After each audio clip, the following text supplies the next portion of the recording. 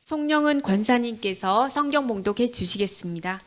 오늘 봉독할 말씀은 로마서 8장 1절에서 11절 말씀입니다. 신약 249쪽입니다. 봉독하겠습니다. 그러므로 이제 그리스도 예수 안에 있는 자에게는 결코 정죄함이 없나니 이는 그리스도 예수 안에 있는 생명의 성령의 법이 죄와 사망의 법에서 너를 해방하였습니다. 율법이 육신으로 말미암아 연약하여 할 수 없는 그것을 하나님은 하시나니 곧 죄로 말미암아 자기 아들을 죄 있는 육신의 모양으로 보내어 육신의 죄를 정하사 육신을 따르지 않고 그 영을 따라 행하는 우리에게 율법의 요구가 이루어지게 하려 하심이니라. 육신을 따르는 자는 육신의 일을, 영을 따르는 자는 영의 일을 생각하나니 육신의 생각은 사망이요 영의 생각은 생명과 평안이니라. 육신의 생각은 하나님과 원수가 되나니 이는 하나님의 법에 굴복하지 아니할 뿐 아니라 할 수도 없음이라. 육신에 있는 자들은 하나님을 기쁘게 할 수 없느니라. 만일 너희 속에 하나님의 영이 거하시면 너희가 육신에 있지 아니하고 영에 있나니 누구든지 그리스도의 영이 없으면 그리스도의 사람이 아니라. 또 그리스도께서 너희 안에 계시면 몸은 죄로 말미암아 죽은 것이나 영은 의로 말미암아 살아있는 것이니라. 예수를 죽은 자 가운데서 살리신 이의 영이 너희 안에 거하시면 그리스도 예수를 죽은 자 가운데서 살리신 이가 너희 안에 거하시는 그의 영으로 말미암아 너의 죽을 몸도 살리시리라. 아멘. 허영진 전도사님께서 생명의 성령의 법이라는 제목으로 하나님의 말씀을 전하시겠습니다. 평안하셨습니까? 제가 로마서를 주제로 오늘 이번에 지금까지 3번 설교를 했고요. 오늘 이제 4번째 설교를 하게 됩니다. 설교를 준비하면서 로마서를 그래도 자세하게 읽게 되겠잖아요. 정독을 하고 읽고 또 읽고 그렇게 하겠잖아요. 주석서도 꼼꼼하게 보고 기타 자료도 찾아보고 그렇게 되겠죠. 그런 과정 겪으면서 제가 로마서가 정말 매력적인 성경이다라는 것을 알게 되었습니다. 이렇게 느끼게 되었어요. 로마서가 정말 매력적으로 느껴지는 이유는 성경 말씀도 너무 좋지만 이 로마서의 문장 하나하나에서 바울을 느낄 수 있었기 때문입니다. 참 그게 참 신기했습니다. 2000년 전에 살다간 사람의 흔적이 문자의 사이사이에 남아있다는 것이 너무 좀 신기하게 느껴졌습니다. 문자가 가진 힘은 대단한 것 같았습니다. 시대가 변하고 언어가 달라졌지만 지금 바울이 살던 시대하고 2000년이나 간격이 있죠. 또 바울이 사용했던 언어가 아니잖아요. 그 언어가 아니라 또 한글로도 번역되고 여러 가지 번역본이 있고 그렇지만 그렇게 변했음에도 불구하고 아직도 바울은 말하고 있습니다. 오늘 말씀을 통해서 바울과 시간을 넘어선 대화를 할 수 있는 우리가 되었으면 좋겠습니다. 로마서 8장은 로마서의 심장이라고 불릴 만큼 로마 복음의 핵심을 담고 있습니다. 그 중에서 우리는 오늘 11장까지 읽어봤는데요. 4절까지 1절에서 4절 말씀을 중심으로 보도록 하겠습니다. 1절 말씀입니다. 그러므로 이제 그리스도 예수 안에 있는 자에게는 결코 정죄함이 없나니. 바울은 3장에서 7장까지 쭉 말씀을 했어요. 그리스도 안에서 하나님으로 말미암는 칭의와 성화에 대해서 3장에서 7장까지 쭉 얘기를 했습니다. 그리고 이제 3장에서 7장까지 그 모든 내용을 받아서 이제 그러므로 라고 이렇게 말하고 있는 겁니다. 그래서 그리스도 예수 안에 있기 전과 후에 성도를 영적 그런 상태로 구분합니다. 그리고 예수 안에 있는 자에게는 결코 정죄함이 없다라고 말합니다. 아담의 범죄 이래로 인간은 전적으로 부패했습니다. 이 전적으로 부패한 인간은 하나님의 선을 이룰 수도 없었으며 또 선을 행할 능력도 상실하여 사망의 정죄를 받게 이루었습니다. 때로 우리는 마음은 원합니다. 아, 하나님의 법이 정말 좋구나. 나도 그 법을 따라 살고 싶구나. 이렇게 우리 마음은 가끔 원하고 생각합니다. 하지만 죄의 법이 우리의 육신을 사로잡고 있기 때문에 마음이 원하는 바를 우리는 할 수 없습니다. 우리는 이것을 공감하실 겁니다. 그러나 1절 말씀은 그리스도 예수 안에 있는 자는 아담으로부터 비롯된 죄의 권세로부터 벗어나게 되었다는 겁니다. 왜냐하면 2절 말씀과 같이 이는 그리스도 예수 안에 있는 생명의 성령의 법이 죄와 사망의 법에서 너를 해방하였기 때문입니다. 그러므로 예수 안에 있는 자는 죄의 종노릇하게 되는 권세에서 자유로워졌으므로 더 이상 결코 정죄당하지 않는다는 겁니다. 1절 말씀에 대한 해설은 2절 이하에서 34절까지 쭉 길게 이어집니다. 3절입니다. 율법이 육신으로 말미암아 연약하여 할 수 없는 그것을 하나님은 하시나니 곧 죄로 말미암아 자기 아들을 죄에 있는 육신의 모양으로 보내어 육신의 죄를 정하사. 같은 말씀을 공동 번역은 이렇게 번역했습니다. 조금 더 쉽습니다. 인간의 본성이 약하기 때문에 율법이 이룩할 수 없었던 것을 하나님께서 이룩하셨습니다. 하나님께서는 당신의 아들을 죄 많은 인간의 모습으로 보내어 그 육체를 죽이심으로써 이 세상의 죄를 없이 하셨습니다. 율법은 원래 하나님이 주셨습니다. 인간이 하나님 앞에서 어떻게 행해야 될 바 이런 걸 가르쳐 준 게 바로 율법이에요. 그러니까 율법은 좋고 선한 것이죠. 율법은 선하고 좋은 것이었습니다. 단지 인간의 타락한 본성 때문에 율법이 그 기능을 발휘하지 못하게 된 겁니다. 그러므로 육신을 가진 인간은 율법의 요구를 이룰 수도 없고 율법의 요구를 이루겠다고 노력하면 할수록 좌절감에 빠지게 되는 겁니다. 아, 이렇게 하는데도 안 되는구나. 계속 좌절하게 되는 거죠. 그래서 바울이 이런 치열한 투쟁 끝에 7장 24절에서 오라 나는 공고한 사람이로다. 이 사망의 몸에서 누가 나를 건져내랴. 이런 고백에 이르게 된 겁니다. 3절에서 율법이 육신으로 말미암아 연약하여 할 수 없는 그것을 하나님은 하신다. 하나님은 이룩하신다고 하셨습니다. 하나님은 뭘 하신다는 겁니까? 하나님께서 하시는 것은 인간이 율법을 온전히 지키는 것을 하게 하신다는 말씀입니다. 그러나 이 말씀은 성도 스스로 율법의 요구를 이룰 수 있도록 하신다는 게 아니죠. 그리스도께서 이루신 바를 믿음으로 받아들이는 성도에게 하나님께서는 율법을 성취한 것으로 인정해 주시겠다라는 겁니다. 하나님께서는 그것을 하시기 위하여 3절 후반부에서 말씀 자기 아들을 죄에 있는 육신의 모양으로 보내셨습니다. 그리고 그 육신의 유죄 판결을 내리셨습니다. 예수께서는 거룩한 몸에 죄를 정하시고 십자가에 달리시고 인간의 죄와 허물을 대속하심으로 하나님의 요구, 율법의 요구를 온전히 성취하셨습니다. 자, 4절 보겠습니다. 육신을 따르지 않고 그 영을 따라 행하는 우리에게 율법의 요구가 이루어지게 하심이라. 4절은 3절에서 하나님이 하시나니의 목적이 되는 말씀입니다. 4절에는 우리가 나오죠. 이 우리는 육신을 따르지 않고 그 영을 따라 행하는 우리라고 합니다. 그러나 우리는 이 단어 우리는 하나님의 법에 완전하여 율법의 요구를 이룬 상태의 우리를 말하지 않습니다. 그 우리가 아닙니다. 선을 행하기 원하지만 매일매일의 삶 속에서 연약한 육신으로 말미암아 끊임없는 갈등과 고뇌 속에 사는 우리를 말합니다. 그런 우리에게 그리스도를 진실로 믿기 위해 노력하는 성도에게 율법의 요구를 이행한 상태, 즉 하나님의 의롭다 하심을 여김을 받아 성화회로 나아가게 하시겠다. 이것이 하나님의 뜻이라는 겁니다. 로마서 8장은 그리스도인에게는 축제와 같은 장입니다. 우리나라에 광복절이 있다면 로마서에는 8장이 있다 이렇게 말할 수가 있습니다.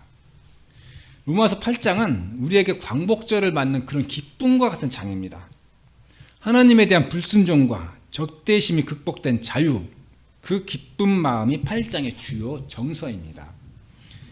우리가 바울이 말하는 본문을 이해하려면 그가 말하는 육신이 과연 뭘 의미하는가 좀 이해해 볼 필요가 있습니다. 바울은 우리 몸의 효용을 부정한 바가 없습니다. 몸이 없이는 인간의 삶이 있을 수 없다는 것을 바울은 잘 알고 있었습니다. 바울은 항상 우리가 어떤 몸을 가지고 있다는 전제하에 우리의 죽을 몸을 말하거나 또는 새 시대의 변화된 존재로서의 몸을 이렇게 말하고 있습니다. 그 예로 8장 23절에도 이렇게 나오는데요. 그뿐 아니라 또한 우리고 성령의 처음 익은 열매를 받은 우리까지도 속으로 탄식하여 양자될 것 곧 우리 몸의 속량을 기다리느니라 라고 하죠. 그래서 우리 몸이 어떤 존재를 전제하고 뭐 이런 말씀을 하는 거죠. 우리가 이 세상에서 나 개인으로 존재할 수 있는 가능성은 몸이 있기 때문입니다. 그러므로 우리는 이 몸을 통해서 세상과 교류하고 또 몸을 통해 세상에서 살아가게 되죠. 그것들은 이 세상이 좋은 세상이거나 나쁜 세상이거나 상관없이 항상 그런 과정을 거칩니다. 만약 우리가 몸으로 교통하는 이 세상이 하나님에 대한 불순종으로 지배되어 있어서 결국 죽음만을 낳는 세상이다라고 한다면 우리의 세상과의 교통은 불순종과 죽음의 결과를 가져올 수밖에 없죠. 바울은 이런 경우에 우리의 존재를 7장 24절의 표현과 같이 사망의 몸으로 표현합니다. 이렇게 하나님에 대한 불순종에 의해 결정된 자아를 바울은 육이다라고 표현합니다. 육. 또 다른 한편으로 만약 우리 세상이 하나님의 영에 의해 지배된다면, 그래서 하나님과의 바른 관계 안에서 생명의 법에 의해 지배당한다면 우리와 세상과의 교통은 하나님에 대한 순종과 의라는 결과를 낳겠죠. 바울은 이런 경우에 우리의 몸을 고린도전서 6장 15절에서 그리스도의 지체다라고 말합니다. 그래서 8장 23절에 또 보면 곧 우리 몸의 속량을 기다릴 수 있게 된다 이렇게 말할 수 있게 되는 겁니다. 이렇게 하나님과의 긍정적인 관계에 의해 결정된 자아를 바울은 영이다라고 말합니다. 따라서 바울에게 있어서 그리스도의 오심은 개인적 차원뿐만 아니라 우리 세상의 변화, 공동체의 차원에서도 바울은 이렇게 이해하고 있는 겁니다. 바울이 말하는 세상은 우리가 살아가는 전체 환경을 말합니다. 우리가 살아가는 전체 환경이란 우리 정부가 있죠. 우리 대한민국 정부, 그리고 법이 있고 또 결혼이라는 제도 틀 안에서 살아가고 또 가족제도, 학교, 이 모든 사회적 환경들 이런 것들을 바울은 우리가 살아가는 세상이라고 말합니다. 우리 사회를 구성하는 모든 것이죠. 우리는 세상 속에서 사회화를 겪죠. 사회화되어서 이 세상을 또 살아가게 됩니다. 그래야 세상을 살아갈 수 있습니다. 그렇지만 또 우리는 세상에 살아가면서 이 세상에 또 영향을 줘요. 영향을 줘서 이 세상의 변화를 또 만들어 나가기도 합니다. 그렇기 때문에 우리가 세상 안에서 살아간다면 세상은 또 우리 안에서 살아간다 이렇게 말할 수 있습니다. 바울은 우리의 몸과 세상의 관계를 이렇게 보고 있는 겁니다. 따라서 바울이 말하는 육은 우리의 이런 육체적인 몸만을 말하는 게 아닙니다. 우리의 몸을 포함해서 우리가 세상과의 교통을 통해 생성해낸 또 죄와 불순종에 의한 우리의 세상에 대한 지향성이다. 이렇게 이해해야 합니다. 그러니까 우리의 몸만을 말하는 것이 아니라 우리가 세상과의 교통에 의해서 생성해낸 그러한 것들도 우리의 육체다, 육신이다 이렇게 보는 겁니다.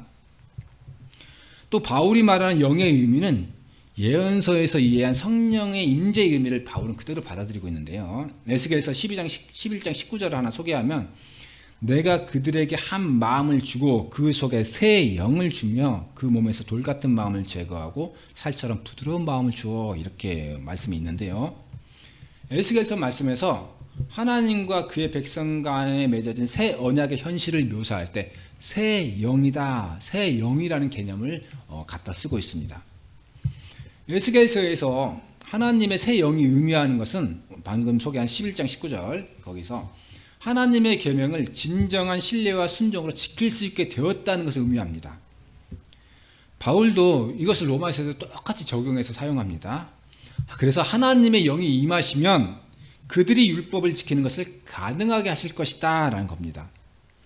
4절에서 육신을 따르지 않고 그 영을 따라 행하는 우리에게 율법의 요구가 이루어지게 하려 하심이니라 하는 말씀은 하나님의 영이 가져온 변화입니다.